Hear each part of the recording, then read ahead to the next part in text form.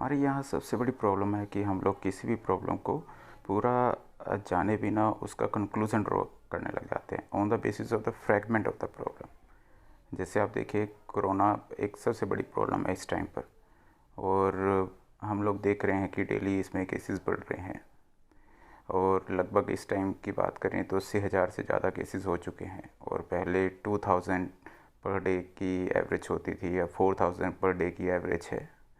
तो क्या केसेस बढ़ रहे हैं?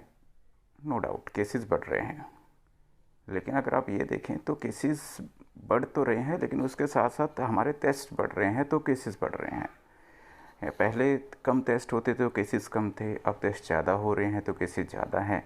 इट मीन्स कि वायरस हमारा बहुत ज़्यादा स्प्रेड नहीं हो रहा है। हमारे यहाँ पर पहले से ही इतने केसेस थे, जो इस समय पर जैसे जैसे टेस्ट बढ़ रहे हैं वैसे वैसे केसेस डिटेक्ट हो रहे हैं, और उसका डेटा आप लोगों के सामने है।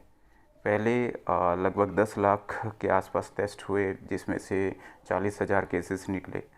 और उसके बाद जैसे ही टेस्ट बढ़ने लगे, पर डे 1 लाख टेस्ट होने लगे। और अगर मैं बात करूँ पिछले कुछ 10 दिनों में, तो लगभग 10 लाख टेस्ट हुए और 40,000 और केसेस हुए, यानी कि लगभग 80,000 केसेस निकले। तो इससे क्या पता चल रहा है कि हमारे यहाँ पर टेस्ट बढ़ रहे हैं तो केसेस बढ़ रहे हैं। उसके प्रोपोर्शंस में जैसे टेस्ट बढ़ेंगे वैसे ही केसेस बढ़ेंगे।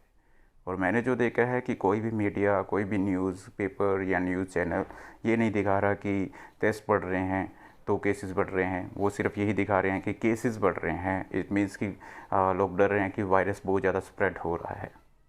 देखिए, टेस्ट की वजह से हम लोग डिटेक्ट कर पा रहे हैं कि कितने केसेस एट प्रेजेंट इंडिया में हैं। तो इसका सोल्यूशन क्या है? देखिए, ऑन एन एवरेज इसका प्रॉपर सोल्यूशन मैं आपके साथ ज़रूर डिस्कस करूंगा, लेकिन उससे पहले देखिए कि एट प्रेजेंट इंडिया के अंदर कितने केसेस हैं। अगर आप देखें तो बहुत सिंपल है इस चीज़ को कैलकुलेट करना। अगर 10 लाख टेस्ट हुए तो 40,000 केसेस थे, और 10 लाख और हुए तो फिर 40,000 केसेस थे, यानी कि लगभग 80,000 केसेस के आसपास थे। और ऑन एन एवरेज देखें तो ये 4% होता है। अब इंडिया की पॉपुलेशन कितनी है? इंडिया की पॉपुलेशन है लगभग 130 करोड़। अब 4% को 130 करोड़ के साथ कीजिए तो देखिए अब लगभग 5 करोड़ के आसपास बनता है। तो लगभग एस्टिमेट जो है वो 5 करोड़ केसेस का है एट प्रेजेंट के अंदर।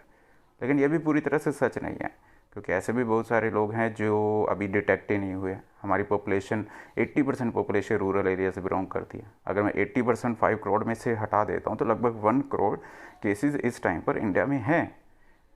तो अभी तक इतने दिखाई नहीं जा रहे हैं, लेकिन 1 करोड़ केसेस इस टाइम पर इंडिया में है। तो क्या हो रहा है? तो ये टेस्ट जो हो रहे हैं, ये आने वाला टाइम में ये जो केसेस हैं ये लगभग 5 करोड़ भी हो सकते हैं, 10 करोड़ भी हो सकते हैं, तो ज़्यादा भी बढ़ सकते हैं।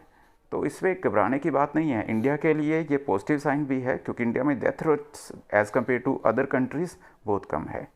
क्योंकि यहाँ पर देखें तो जो डेथ रेट है दूसरे कंट्रीज़ के मुकाबले में लगभग उसका आधा है, और ये एक पॉजिटिव साइन है।